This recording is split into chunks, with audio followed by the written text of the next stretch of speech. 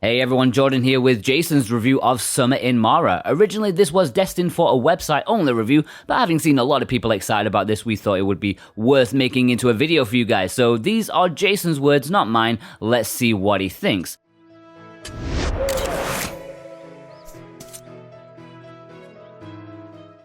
Summer in Mara is such an interesting idea for a game, and a charming one to boot.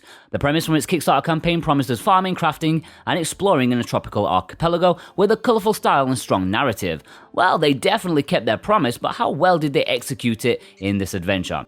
Summer in Mara is the story of a girl named Koa, a shipwrecked youngster who was rescued as a baby and raised by an alien-like woman named Haku. She lives on an island that serves as her home, but there are also deep secrets about the land and its importance to the archipelago. Koa is a feisty young girl, and although she was raised by Haku, she did not learn good manners or how to do many things. Shortly into the story, Koa grows a little, and we find that Haku has been gone for a very long time. This excites our young protagonist, and she seizes the opportunity, sets sail, and goes on an adventure to find Haku, grow up, and learn the many mysteries of Mara. It is a light-hearted and often fun little story that tries its best to keep you engaged. The various characters you will run into throughout your gameplay will bring a smile to your face and have you appreciate this little world. There are a couple dozen characters that you regularly engage with and accept missions and tasks from. This system allows you to connect more deeply with the inhabitants of Mara and see the relationships develop that happen naturally through repeated visitations.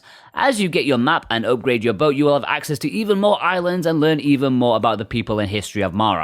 The story as a whole is pretty good, but I found the connections with the many citizens to be the highlight of the game. The main story took a little bit of a backseat because it honestly drags at times. Koa often becomes an errand girl, and many of her adventures are just gathering goods and bringing them back to the appropriate party. This is not to downgrade the actual story, which is quite nice and contains a lovely message, but I found myself often forgetting why I was doing something because the amount of time lost between segments was quite a lot. In terms of gameplay, Summer in Mara is a strange combination of games. On the one hand, you have a game similar to Animal Crossing New Horizons, where you focus on beautifying your island, collecting materials and crafting, and building structures that will bring even more life and purpose to your home island.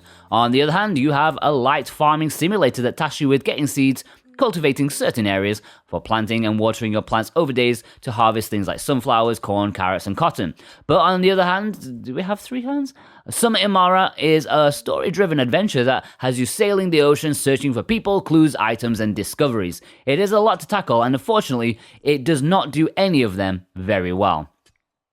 Your home island serves as a hub, and it is the only place in Mara where you can actually farm and craft. This is especially jarring when you are many islands away and need to craft a specific item or harvest a particular plant. The amount of times I had to go back to the home island was easily like over 200 times, and each passing time got more and more annoying than the previous. Koa is asked over and over and over again to get, make, find something, and bring it back. It makes for a daunting experience and truly hurts the flow of the game, which is really unfortunate because the interactions with the various characters is the highlight of the game. It's just everything I have to do in between that makes me grind my teeth. Oftentimes, certain objectives are locked behind advancements that are not communicated clearly, which can lead you to wander aimlessly trying to find the right people to talk to.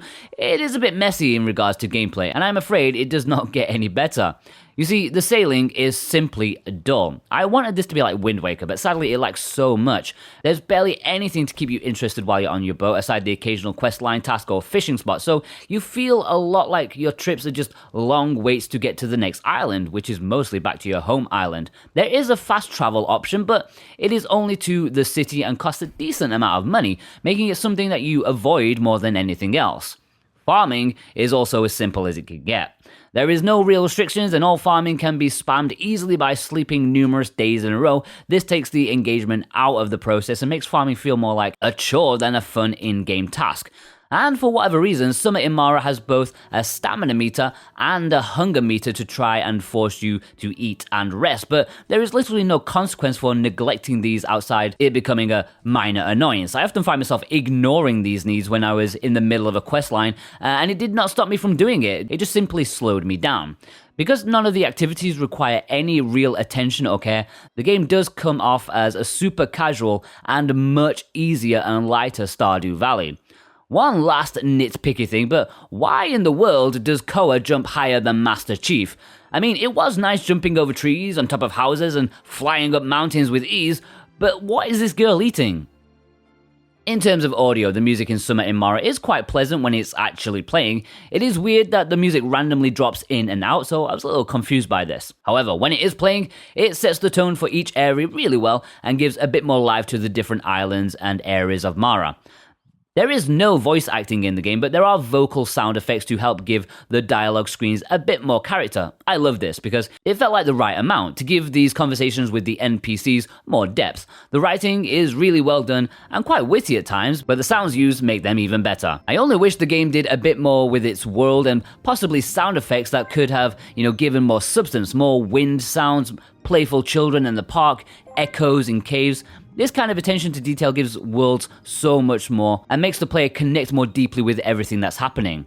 In terms of visuals and performance, the world and characters of Mara are a cluster of hits and misses for me. Some areas look great while others look lazy. It is wild to me that one character in the city has so much detail and expression, and the next character will look as bland can be, lacks so much depth. I honestly do not understand the decision here, but I can only assume it was to quicken the development process.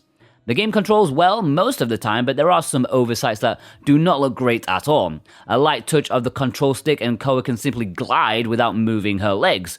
Koa can also wall jump on certain structures like she's Spider-Man or something, which is a lot of fun, but it does look strange.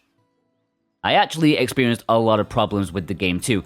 Not only did I face a game-breaking bug early in the game that prevented me from progressing, but it also crashed multiple times in my many hours of play. Thankfully, sailing place to place is relatively smooth and load times are pretty quick. In terms of value, at $20 US, Summer in Mara does provide a ton of gameplay for a very reasonable price, but I am having a difficult time, however, recommending the game as a whole. Although it does have its highlights in regards to its wonderful characters and pretty engaging story, the gameplay and other issues are hard to look past. It is a game that you can play while trying to simply pass time, but I personally think there are plenty of other games out there that can provide the same type of entertainment in a much better way. I definitely don't want to communicate that this is a terrible game, because it's not a terrible game.